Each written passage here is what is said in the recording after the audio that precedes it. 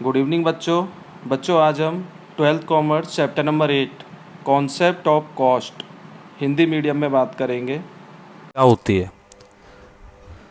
तो लागत के अर्थ की बात करें तो नॉर्मली जो वस्तु का उत्पादन होता है उस उत्पादन पर जितना भी खर्च किया जाएगा वो उस वस्तु की क्या कहलाएगी? लागत कहलाएगी। या हम ऐसे भी कह सकते हैं कि किसी भी वस्तु का उत्पादन करने के लिए हम बहुत सारे साधनों का प्रयोग करते हैं।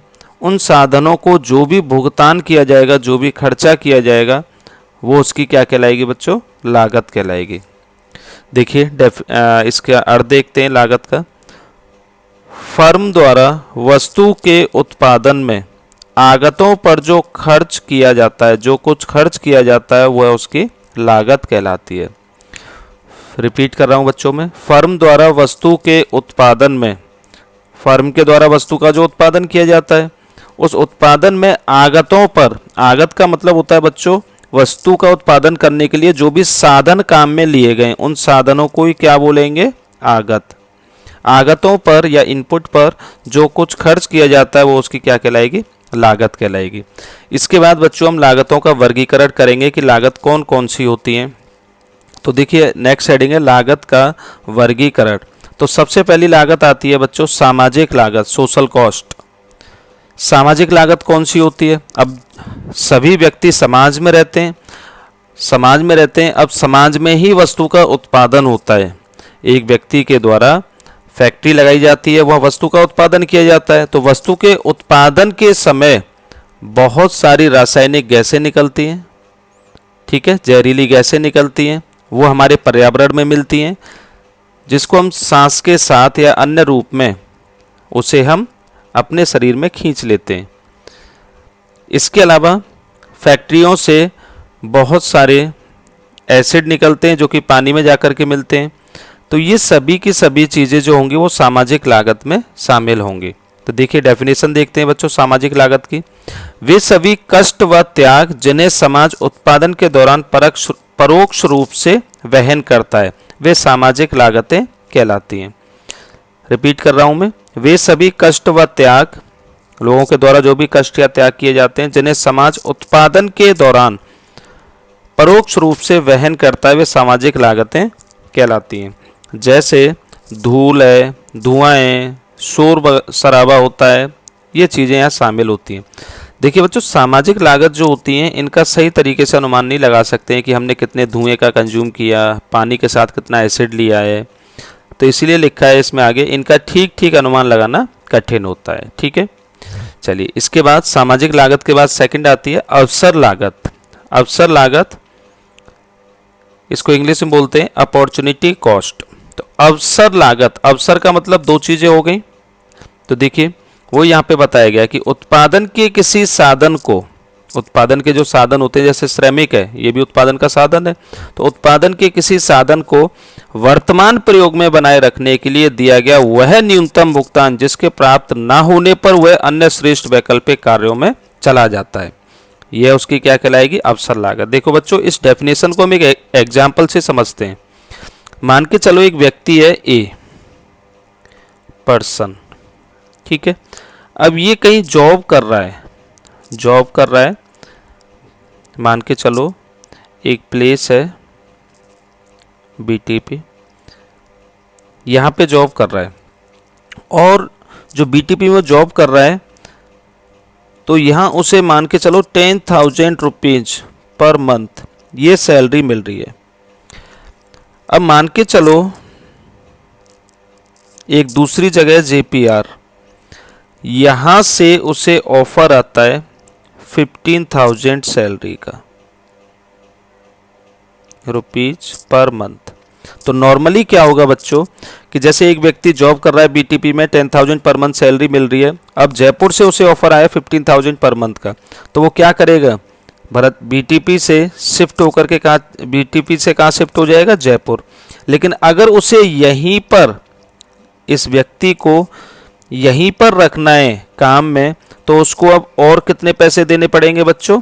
5,000 इसके लिए और देने पड़ेंगे यहीं पर। तो देखिए उत्पादन के साधन, ये उत्पादन का साधन कहलाता है, उत्पादन के साधन को दिया गया वह न्यूनतम भुगतान, अब यहाँ 5000 और देने पड़ेंगे, वह न्यूनतम भुगतान जिसके प्राप्त ना होने पर वह अन्य श्रेष्ठ वैकल्पिक कार्यों में चला जाएगा। समझ में आई डेफिनेशन बच्चों? तो ये इस व्यक्ति की क्या कहलाएगी? अवसर लागत कहलाएगी 5000। ठीक है, देखिए फॉर्मूला भी लिखा है, अवसर लागत बराबर वर्तमान आय माइनस वैकल्पिक आय। ठीक है, इसे आप थियोरेटिकली एग्जाम्पल के रूप में नोट कर सकते हो, जो यहाँ मैंने समझाया है, एग्जाम्पल। ठीक है, चलिए तो हमारी यहाँ पे दो लागतें हो गई, एक हुई बच्चों सामाजिक लागत, एक हुई अवसर लागत। अब हम आगे बात करेंगे पॉइंट नंबर 3, मौद्रिक लागत, मॉनेटरी कॉस्ट। तो जैसा कि शब्द से लग रहा है मौद्रिक लागत, मौद्रिक मुद्रा मनी, तो ऐसे साधन या ऐसे खर्चे जो नगद में कर दिए गए हैं वो मौद्रिक लागत में शामिल होंगे। देखिए परिभाषा देखते हैं, उत्पादन या निर्गत को तैयार करने में जो नगद खर्च किया जाता है, किसी भी वस्तु का उत्पादन, उत्पादन को ही निर्गत बोलते हैं, आउटपुट। तो उत्पादन को करने में, उत्पादन को तैयार करने में जो भी नगद खर्च किया जाता है वह उसकी क्या कहलाएगी बच्चों? मौद्रिक लागत कहलाती है। जैसे मैंने यहाँ उत्पादन के साधन लिखे हैं, भूमि, पूंजी, श्रम, प्रबंध और उद्यमी।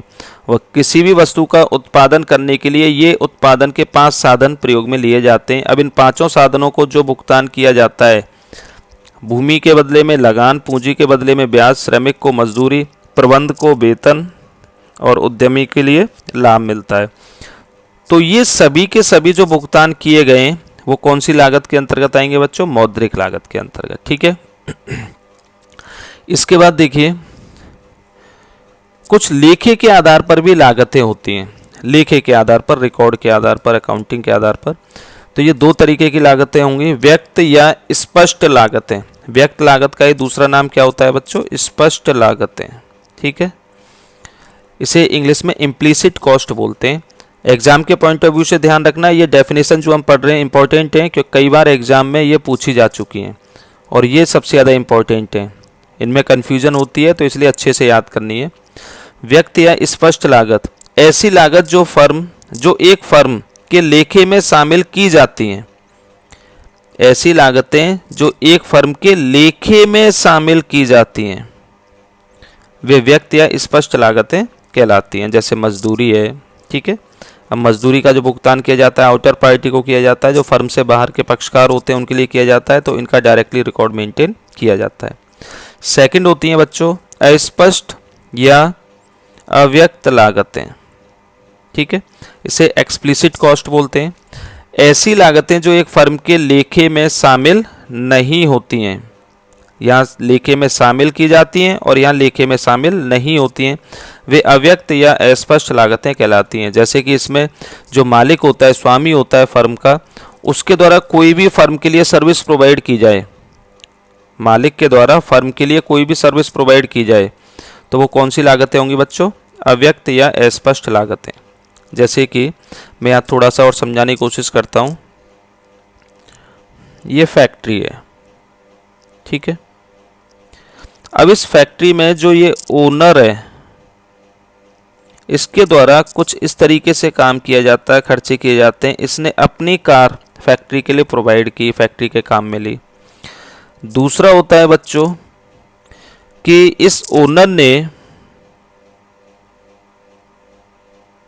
लेबर, कैपिटल इनके लिए पेमेंट की और लेबर के द्वारा फैक्ट्री में काम किया गया, कैपिटल भी फैक्ट्री में लगाई गई। तो अन्य व्यक्तियों के लिए ओनर ने पेमेंट की और तब इन्होंने यहाँ पे काम किया। ठीक है, जबकि ओनर ने डायरेक्ट अपनी सर्विस कहाँ प्रोवाइड की है? फैक्ट्री में। तो जहाँ डायरेक्ट सर्विस प्रोवाइड की जाती हैं वो कहलाती हैं अव्यक्त या अस्पष्ट लागतें, और ओनर ने बाहर के पक्षकारों को भुगतान किया और फिर उनके द्वारा फैक्ट्री में सर्विस प्रोवाइड की या फिर काम किया गया, वो कौन सी कहलाएंगी बच्चों? व्यक्त या स्पष्ट लागतें। ठीक है, इस तरीके से ये दोनों थे आपके, समझ में आया? चलिए इसके बाद बच्चों हम अगले टॉपिक पर देखिए। अब इस बचे हुए चैप्टर में आपके 2 टॉपिक आएंगे। एक आएगा अल्पकालीन लागतें यानी कि शॉर्ट टर्म कॉस्ट, और दूसरा आएगा दीर्घकालीन लागतें यानी कि लॉन्ग टर्म कॉस्ट। बच्चों बहुत ही इंपॉर्टेंट टॉपिक है, 1 नंबर 2 नंबर 4 नंबर 6 नंबर सभी में क्वेश्चन बनता है इसमें से, और आपके एग्जाम में क्वेश्चन आया भी है कई बार। ठीक है, तो इसलिए ध्यान से करना है टॉपिक। बहुत ही अच्छा और बहुत ही इंपॉर्टेंट चैप्टर है बच्चों ये। तो अल्पकालीन लागतों की बात करते हैं, शॉर्ट टर्म कॉस्ट की। अल्पकाल के बारे में मैं आपको बता देता हूँ, डेफिनेशन मैं आपको बोल रहा हूँ, नोट करते चलना साथ के साथ, या वीडियो को आप पॉज करके तब भी आप नोट कर सकते हो। तो अल्पकालीन लागतें, अल्पकाल की बात करते हैं, समय की वह अवधि जिसमें मांग के अनुसार पूर्ति में परिवर्तन नहीं किया जा सकता है, वो अल्पकालीन लागतें वो अल्पकाल कहलाता है। ठीक है, यानी कि समय की बहुत कम अवधि होती है ये अल्पकाल, और दीर्घकाल समय की अधिक अवधि होती है। तो देखिए अल्पकाल के अंतर्गत ये लागतें आती हैं। पहली होती है कुल स्थिर लागत, टोटल फिक्स कॉस्ट, दूसरी कुल परिवर्तनशील लागत, और तीसरी कुल लागत। कुल स्थिर लागत, कुल परिवर्तनशील लागत, कुल लागत। स्थिर और परिवर्तनशील इन दोनों का टोटल करके ही ये टोटल कॉस्ट यानी कि कुल लागत बनी। तो पहले तीन इस तरीके से हो गई, कुल स्थिर लागत, परिवर्तनशील लागत, 2 पॉइंट याद करने, इन दोनों का टोटल कर दें तो कुल लागत हो गई। ठीक है, अगले 3 पॉइंट इन्हीं तीनों पहले 3 पॉइंटों के बेस पर हैं। पहले 3 पॉइंटों को अगर हम क्वांटिटी से डिवाइड कर दें तो कुल स्थिर लागत को अगर भाग दे दें तो वो औसत हो जाएगा, और क्या कहलाएगा, औसत स्थिर लागत। कुल स्थिर लागत की जगह क्या हो जाएगा, औसत स्थिर लागत। देखिए यही है। कुल परिवर्तनशील लागत, अगर इसमें हम क्वांटिटी का भाग दे दें तो औसत हो जाएगा, औसत परिवर्तनशील लागत बन जाएगा। ठीक है बच्चों, कुल लागत को अगर हम क्वांटिटी से डिवाइड कर दें, भाग दे दें, तो ये क्या हो जाएगा, औसत कुल लागत या औसत लागत बोल सकते हैं।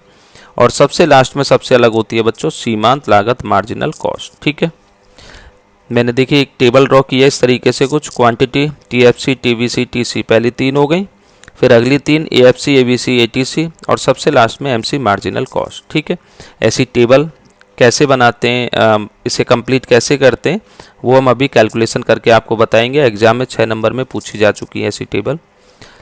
चलिए नंबर बाय नंबर अब हम इन 7 जो लागत हैं इनकी बातचीत कर लेते हैं। तो सबसे पहले आती है बच्चों कुल स्थिर लागत। जैसा कि शब्द से लग रहा है ये लागत कैसी होगी, स्थिर होगी, यानी कि ऐसी लागत अगर उत्पादन बढ़ रहा है या घट रहा है लेकिन इनमें कोई परिवर्तन नहीं होगा तो ये कैसी लागत कहलाएंगे बच्चों, कुल स्थिर लागत। ठीक है, देखिए यही लिखा है,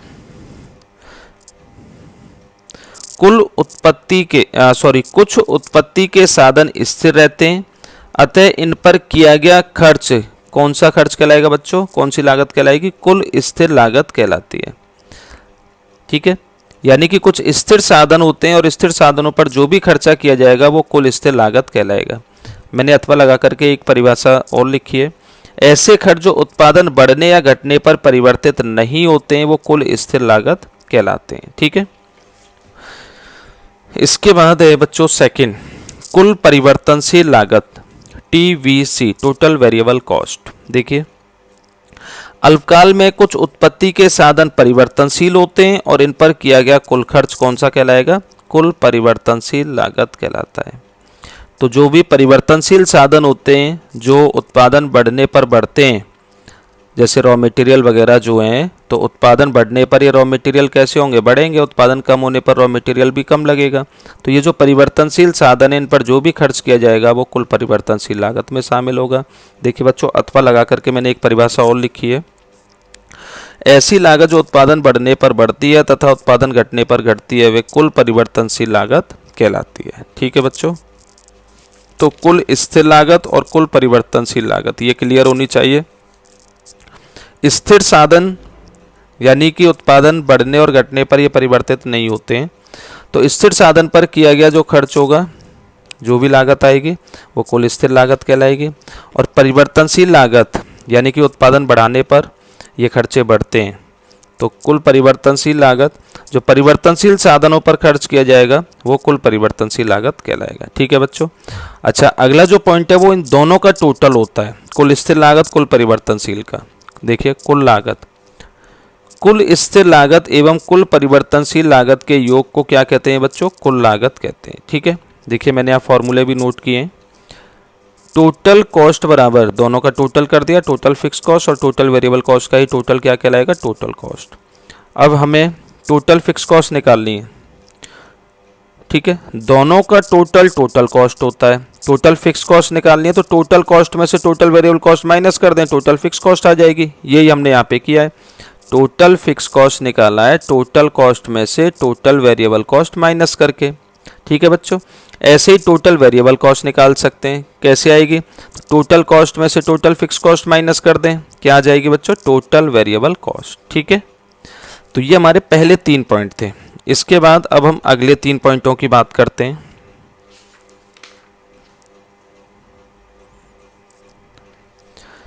पॉइंट नंबर 4 आता है बच्चों, औसत स्थिर लागत, जिसे हम एवरेज फिक्स कॉस्ट भी बोलते हैं। अब देखिए एवरेज फिक्स कॉस्ट में क्या होता है, तो कुल स्थिर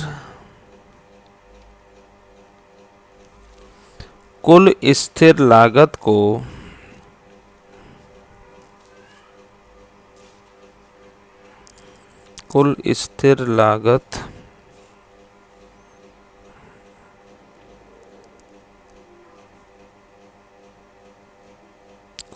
उत्पादन की इकाइयों से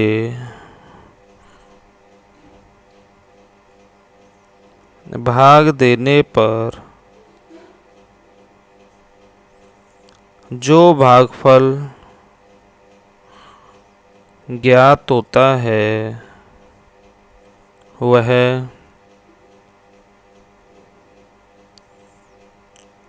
औसत स्थिर लागत कहलाता है। ठीक है बच्चों, टेबल में स्टार्टिंग मैंने समझाया भी था, बिल्कुल ये लिखा है हमने। देखिए पहले 3 कॉलम तो हमने कंप्लीट कर ही लिए।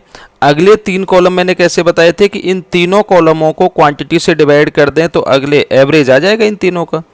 टोटल फिक्स कॉस्ट को क्वांटिटी से डिवाइड करें तो average fixed cost, total variable cost को क्वांटिटी से डिवाइड करें तो average variable cost, total cost को क्वांटिटी से डिवाइड कर दें तो एवरेज टोटल कॉस्ट।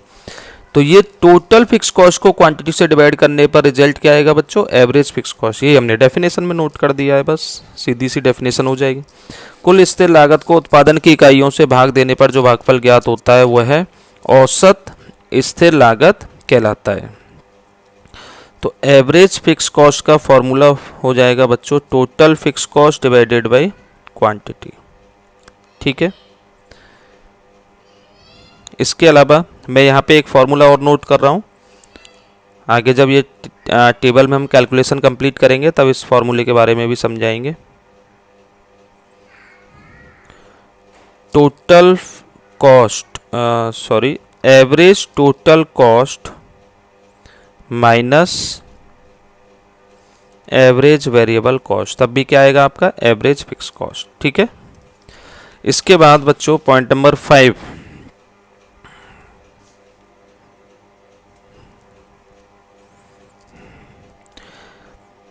औसत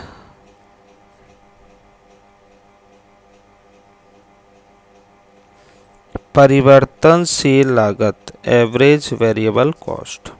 ये भी बिल्कुल ऐसे ही होगा, कुल परिवर्तनशील लागत में इकाइयों की संख्या का भाग देने पर जो भागफल ज्ञात होता है वह औसत परिवर्तनशील लागत कहलाता है। ठीक है बच्चों, फॉर्मूला हो जाएगा average variable cost is equal to total variable cost divided by quantity. ठीक है, इसके अलावा इसका दूसरा फॉर्मूला भी हो जाएगा average total cost minus average fixed cost. ठीक है, इसकी भी बात करेंगे जब टेबल ड्रॉ करेंगे। इसके बाद 6 पॉइंट आता है बच्चों, औसत कुल लागत बोल सकते हैं इसे, या औसत लागत भी बोल सकते हैं। ठीक है, तो अब इसे इस पॉइंट में हम बात करेंगे कि यदि जो कुल लागत है, कुल लागत को इकाइयों से भाग दे दिया जाए,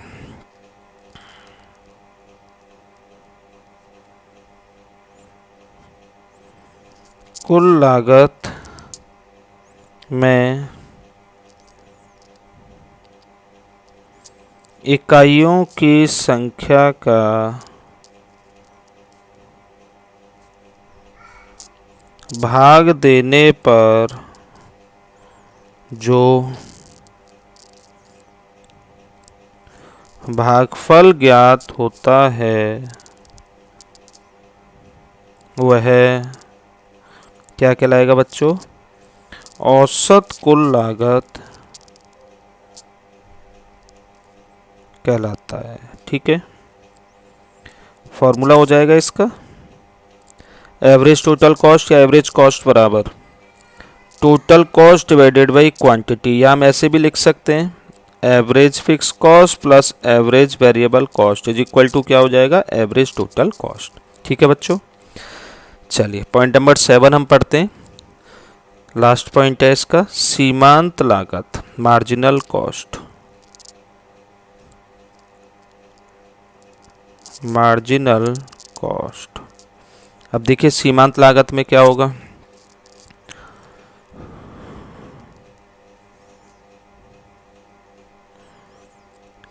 कुल लागत में परिवर्तन को इकाइयों में परिवर्तन से भाग देने पर जो भागफल ज्ञात होता है वह क्या कहलाएगा बच्चों? वह सीमांत लागत कहलाती है। देखिए फॉर्मूला देख लेते हैं सीमांत लागत का, marginal cost is equal to delta total cost divided by delta quantity. ठीक है बच्चों, डेल्टा के बारे में पहले भी मैं आपको बता चुका हूँ, फिर से रिपीट कर देता हूँ। ये ग्रीक शब्द है, ग्रीक भाषा से लिया गया शब्द है, जिसका अर्थ होता है परिवर्तन, चेंज। ठीक है, जैसे यहाँ क्वांटिटी टोटल कॉस्ट के साथ लग गया तो टोटल कॉस्ट में परिवर्तन, क्वांटिटी के साथ लग गया तो क्वांटिटी में परिवर्तन। तो इस तरीके से बच्चों हमारी ये जो अल्पकालीन लागतें थी उनके 7 पॉइंट थे। अब देखिए टेबल हम कैसे कंप्लीट करते हैं।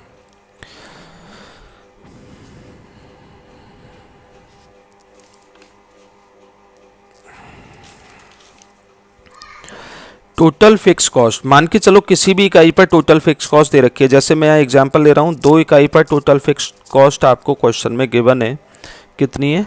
10। तो बताइए बाकी की इकाई पर टोटल फिक्स कॉस्ट कितनी होगी? तो बच्चों पहले डेफिनेशन में भी आपको समझाया था, उससे पहले भी मैंने समझाया था कि किसी भी इकाई पर टोटल फिक्स कॉस्ट आ जाए तो बाकी की सभी इकाइयों पर टोटल फिक्स कॉस्ट वही रहती है, क्योंकि टोटल फिक्स कॉस्ट फिक्स रहती है। उत्पादन बढ़ने या उत्पादन घटने पर यह कभी भी परिवर्तित नहीं होती है। और बच्चों फैक्ट्री बंद होगी, टोटल फिक्स कॉस्ट तब भी आएगी। ठीक है, टोटल फिक्स कॉस्ट 0 इकाई पर भी आती है। अब बात करते हैं टोटल वेरिएबल कॉस्ट की। तो वेरिएबल कॉस्ट ये उत्पादन बढ़ने पर बढ़ती हैं, उत्पादन घटने पर घटती हैं, यही बताया था। और ध्यान रखना है टोटल वेरिएबल कॉस्ट में एग्जांपल मैंने आपको लिया था रॉ मटेरियल, कच्चा माल। बताइए 0 इकाई का उत्पादन करें तो रॉ मटेरियल लगेगा? कुछ नहीं लगेगा। 1 इकाई पर जैसे मान के चलो 8 रुपये की कॉस्ट आ रही है, इसके बाद कॉस्ट बढ़ती हुई जाएगी, जैसे जैसे उत्पादन बढ़ेगा कॉस्ट भी बढ़ती हुई जाएगी। यहाँ हमने इस तरीके से बढ़ा ली टोटल वेरिएबल कॉस्ट। इसके बाद बच्चों टोटल कॉस्ट की बात करें तो टोटल फिक्स कॉस्ट और टोटल वेरिएबल कॉस्ट का टोटल करके तो टोटल कॉस्ट आती है, प्लस करते हुए चलेंगे 10, 18, 24, 28, 34, 44 और एट द एंड 60। ठीक है बच्चों, इसके बाद इन तीनों कॉलमों को अगर हम क्वांटिटी से डिवाइड कर दें तो अगले तीनों कॉलम सीक्वेंस से आ जाते हैं।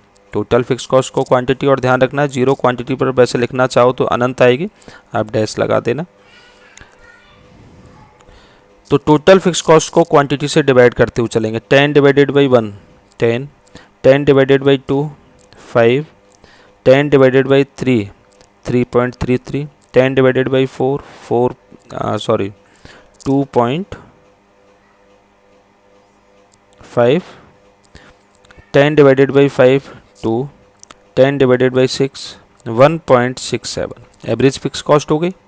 अब एवरेज वेरिएबल कॉस्ट, तो टोटल वेरिएबल कॉस्ट को क्वांटिटी से डिवाइड करेंगे, एवरेज वेरिएबल कॉस्ट आ जाएगी। 8 divided by 1 14 divided by 2, 18 divided by 3 6, 24 divided by 4, ये भी 6 आएगी। 34 डिवाइडेड बाई 5 6.8, और 50 डिवाइडेड बाई 6 ये आ जाएगा लगभग आपका 8.33। ठीक है ना। अब एवरेज टोटल कॉस्ट निकालनी है, तो मैंने दो तरीके बताए, या तो टोटल कॉस्ट को क्वांटिटी से डिवाइड कर दो, एवरेज टोटल कॉस्ट आ जाएगी, या फिर एवरेज फिक्स कॉस्ट और एवरेज वेरिएबल कॉस्ट दोनों का टोटल कर दो, तब भी एवरेज टोटल कॉस्ट आपकी आ जाएगी। प्लस करते हुए चलते हैं। 18 12 9.33 8.5 और 8.8 और ये हो जाएगा पूरा 10। ठीक है बच्चों, टोटल कॉस्ट को क्वांटिटी से डिवाइड करेंगे तब भी यही आएगी आपकी एवरेज टोटल कॉस्ट। और मार्जिनल कॉस्ट में मैंने आपको बताया था delta total cost divided by delta quantity. तो बताइए टोटल कॉस्ट में कितने का चेंज हुआ, 8 का, डिवाइडेड बाई क्वांटिटी में कितने का चेंज, 1। 8 को 1 से डिवाइड करेंगे कितना आएगा बच्चों, 8। इसके बाद ऐसे ही चेंज चेक करते हुए चलेंगे, और जो चेंज हो रहा है यहाँ सभी बराबर 1 का चेंज है तो डिवाइड करके वही संख्या आएगी। ठीक है,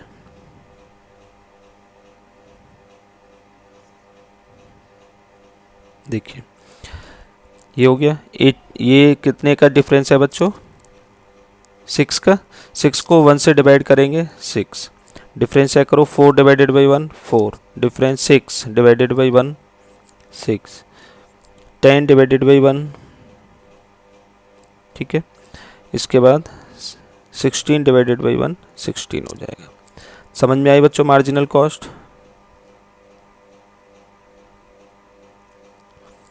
चलिए इसके बाद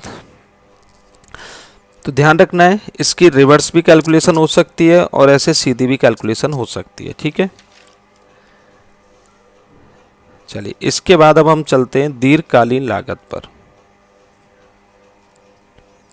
अच्छा, एक टॉपिक और है, औसत लागत और दीर्घकालीन लागत में संबंध है। उससे पहले मैं औसत लागत और सीमांत लागत का डायग्राम बना देता हूं।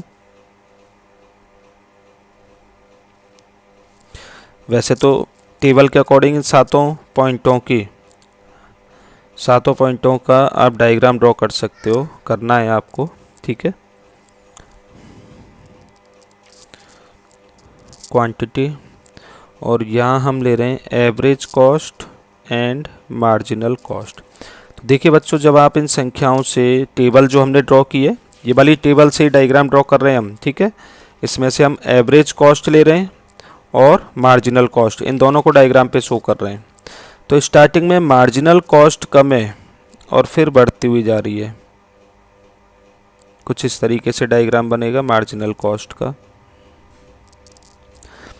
और एवरेज कॉस्ट स्टार्टिंग में मार्जिनल कॉस्ट से ज़्यादा है, फिर कम होती जा रही है और फिर इस तरीके से बढ़ रही है एवरेज कॉस्ट। ठीक है, अब देखिए इनमें संबंध हम बात करें, अगला टॉपिक है हमारा। चलो मैं हेडिंग नोट कर देता हूँ उस टॉपिक का।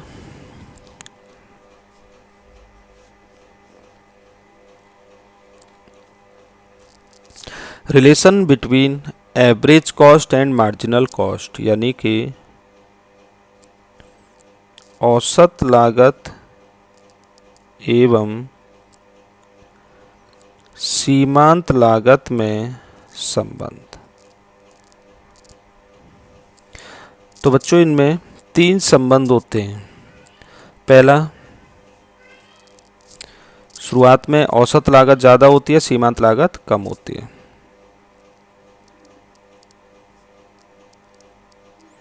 जब औसत लागत, इसे हम शॉर्ट में एसी बोलते हैं, एवरेज कॉस्ट, इसे मार्जिनल कॉस्ट एमसी, ठीक है। जब औसत लागत घटती है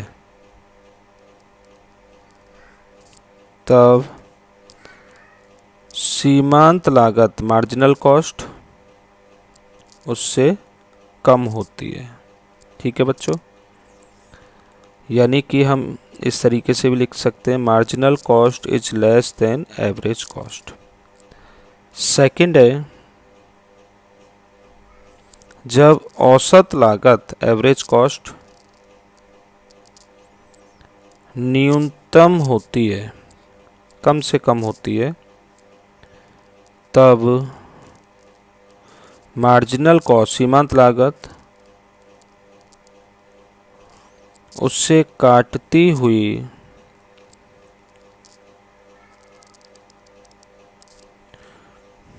ऊपर निकल जाती है,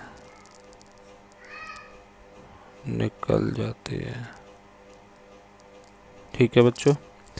यानी कि यहाँ पे marginal cost is equal to क्या हो जाएगा, एवरेज कॉस्ट। तीसरा संबंध आता है बच्चों, जब एवरेज कॉस्ट बढ़ती है, मैं अभी डायग्राम में भी दिखाऊंगा आपको तीनों संबंध, तो मार्जिनल कॉस्ट उससे, किससे, एवरेज कॉस्ट से, उससे तेजी से बढ़ती है और अधिक होती है। यानी कि यहाँ पे हम बात करें, अच्छा ये हमारा average cost is equal to average cost, ये लिखा हुआ है। कुछ बच्चे कह रहे हैं हाँ ये गलत लिख गया है, बिल्कुल सही कहा आपने। Marginal cost is equal to average cost, ठीक है जी। हाँ, तो अधिक होती है। तो यहाँ हम मार्जिनल कॉस्ट और एवरेज कॉस्ट के रिलेशन की बात करें तो मार्जिनल कॉस्ट ज़्यादा होती है एवरेज कॉस्ट से, तो marginal cost is greater than average cost, ठीक है बच्चों। देखिए डायग्राम में पहला संबंध यहाँ तक होता है, यहाँ पे आके दूसरा संबंध हो गया और यहाँ पे तीसरा। देखिए marginal cost is less than average cost है कि नहीं, मार्जिनल कॉस्ट कम है और एवरेज कॉस्ट ज़्यादा है, यही तो है average cost curve, average cost curve ज़्यादा है। सेकंड, दोनों बराबर हो गए। थर्ड, मार्जिनल कॉस्ट ज़्यादा है और एवरेज कॉस्ट कम है, मार्जिनल कॉस्ट ज़्यादा है और एवरेज कॉस्ट कम है, ठीक है बच्चों। इस डायग्राम से आपको ये तीनों संबंध याद रखने हैं। चलिए इसके बाद हम लास्ट टॉपिक पर चलते हैं, दीर्घकालीन लागतें। बताया था ना मैंने कि इसमें अल्पकालीन और दीर्घकालीन लागतें हैं। दीर्घकालीन लागतें, long term cost, long term cost.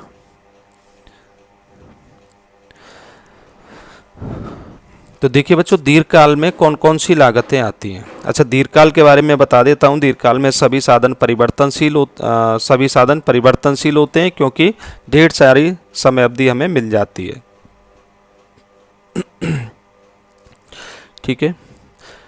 तो दीर्घकालीन किसे कहते हैं, तो समय की वह अवधि जिसमें मांग के अनुसार पूर्ति में परिवर्तन आसानी से किया जा सके, वो दीर्घकाल होता है। तो चलिए इसमें नोट करते हैं। बच्चों जो भी चीज़ वीडियो में समझ में नहीं आया करे उसे आप नीचे कमेंट्स में ज़रूर लिख दिया करना ताकि मैं नेक्स्ट वीडियो में उसे समझा दूं, ठीक है।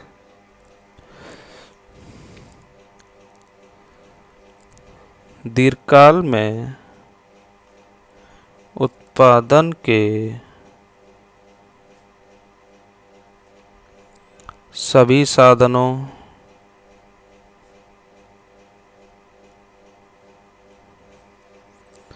या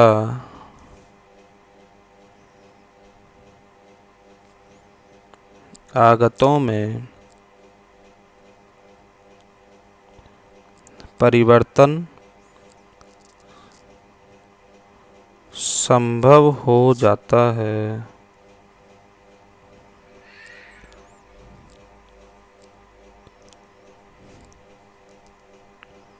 अतः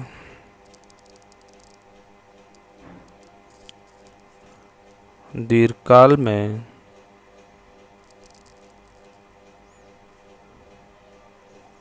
निम्न लागतें आती हैं।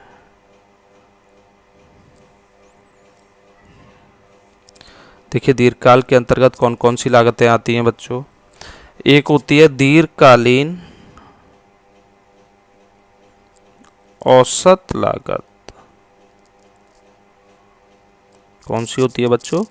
दीर्घकालीन औसत लागत, लॉन्ग टर्म एवरेज कॉस्ट। ठीक है बच्चों, देखिए इसकी परिभाषा क्या होगी।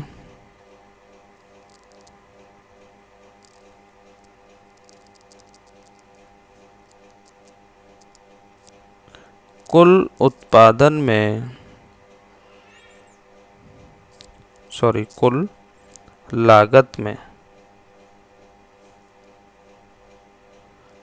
कुल लागत में कुल उत्पादन का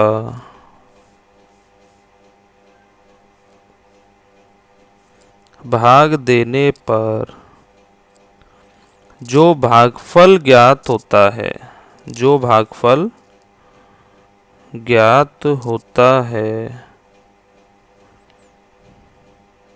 वह दीर्घकालीन औसत लागत कहलाती है। ठीक है बच्चों, तो दीर्घकाल के अंतर्गत दीर्घकालीन औसत लागत आती है। और दीर्घकालीन औसत लागत कैसे ज्ञात करते हैं? तो जो टोटल कॉस्ट होती है उसे क्वांटिटी से डिवाइड कर देंगे, लॉन्ग टर्म एवरेज कॉस्ट आ जाएगी। ठीक है, औसत ही तो किया गया यहाँ पे, औसत भाग दे करके। देखिए बच्चों फॉर्मूला क्या होगा, long term average cost is equal to, या इसे आप लॉन्ग LAC भी बोल सकते हो शॉर्ट में। चलो मैं यहाँ LAC नोट कर देता हूँ, LAC long term average cost is equal to total cost divided by quantity. ठीक है बच्चों, इसके बाद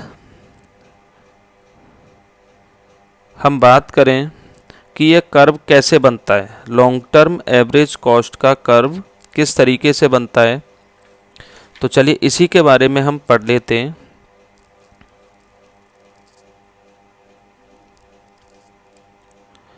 दीर्घकालीन औसत लागत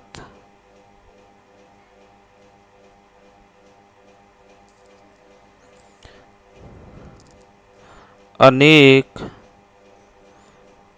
छोटे छोटे, भाई मान के चलो हम पूरे दिन की बात करें, पूरे दिन में 24 घंटे कैसे बने? तो एक एक घंटे जोड़ करके ही तो 24 घंटे बने। तो ऐसे ही long term average cost curve कैसे बनेगा, लॉन्ग टर्म एवरेज कॉस्ट कैसे आएगी? तो शॉर्ट टर्म एवरेज कॉस्ट को अगर हम जोड़ते चलें, शॉर्ट टर्म में जो एवरेज कॉस्ट आई है उसे हम जोड़ते चलें, तो वो क्या हो जाएगी, लॉन्ग टर्म एवरेज कॉस्ट। यानी कि अल्पकाल में जो औसत लागत आई है उसे हम जोड़ते चलें तो वही क्या बन जाएगी बच्चों, दीर्घकाल की औसत लागत। ठीक है, तो दीर्घकालीन औसत लागत अनेक छोटे छोटे अल्पकालीन औसत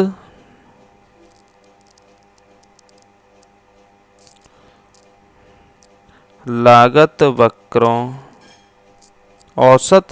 वक्रों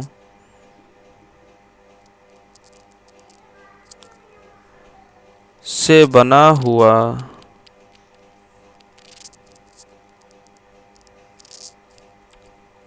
एक यू आकृति का, कौन सी आकृति का बच्चों, ध्यान रखना है, यू आकृति का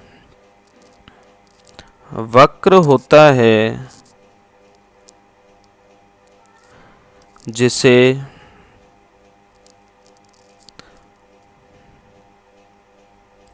लिफाफा वक्र, कौन सा वक्र बच्चों? लिफाफा वक्र कहते हैं। ध्यान रखना है, एग्जाम में क्वेश्चन आ जाता है कौन सा वक्र लिफाफा वक्र कहलाता है। तो long term average cost curve जो है, यानी कि दीर्घकालीन औसत लागत वक्र जो है, वो लिफाफा वक्र कहलाता है। ठीक है बच्चों, विशेष याद रखना, एग्जाम में छोटा क्वेश्चन पूछ लिया जाता है। ठीक है, देखिए अब हम डायग्राम बना लेते हैं किस तरीके से long term average cost curve बनता है। तो short term average cost curve का टोटल कर देंगे, वही क्या बन जाएगा हमारा? Long term average cost, short term average cost and long term average cost. ठीक है, देखिए short term average cost curve भी हमने जब टेबल से बनाया तो वो यू आकृति का ही होता है। Short term average cost 1, short term average cost 2। ठीक है बच्चों, short term average cost 3, short term average cost 4। ठीक है, और शॉर्ट टर्म एवरेज कॉस्ट 5। अब जो इनके short term average cost curve के ये पॉइंट हैं, अगर हम इनको मिला करके कर्व बनाएं तो देखिए कैसे बनेगा। इन पॉइंटों को मिला करके, हम मिला इसलिए रहे हैं बच्चों क्योंकि शॉर्ट टर्म को जोड़ें, अल्पकाल को जोड़ें तभी तो दीर्घकाल बनता है। एक एक घंटे को जोड़ करके तभी तो 24 घंटे बनते हैं। तो इस वक्र की आकृति कुछ इस तरीके की आ जाएगी।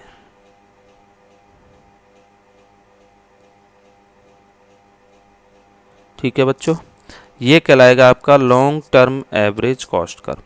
तो शॉर्ट टर्म छोटे छोटे वक्रों को मिलाकर के जो ये पूरा हमने दीर्घकाल का बड़ा वाला औसत लागत वक्र बनाया, तो इसलिए इसको ये छोटे छोटे वक्रों की वजह से कि भाई इस पूरे वक्र में छोटे छोटे वक्र शामिल होते हैं, तो इसलिए इसको क्या बोलते हैं बच्चों? लिफाफा वक्र। इसका ध्यान रखना है, एग्जाम में पूछ लिया जाता है लिफाफा वक्र। ठीक है, चलिए इसके बाद ये तो हमारी पहली हुई दीर्घकालीन औसत लागत। बस इसमें लास्ट सेकंड पॉइंट और है बच्चों, दीर्घकालीन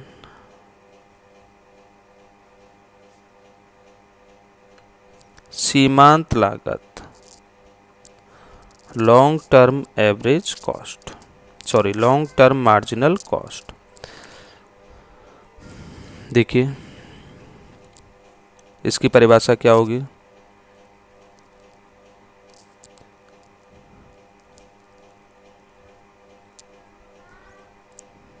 ये ऐसे लिखते हैं, कुल लागत में हुए परिवर्तन में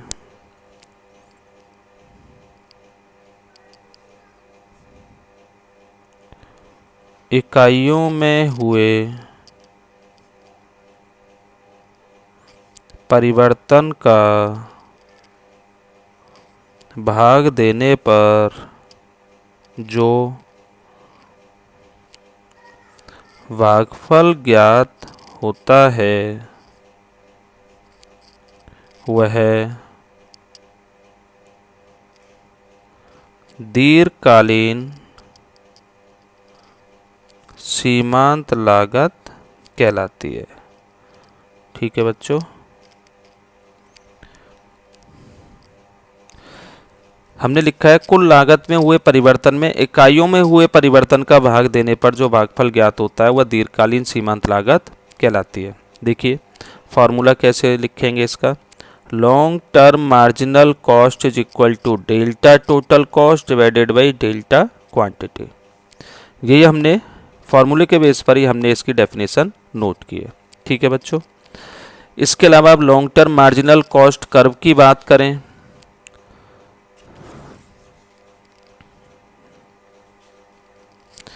तो देखिए LMC long term marginal cost वक्र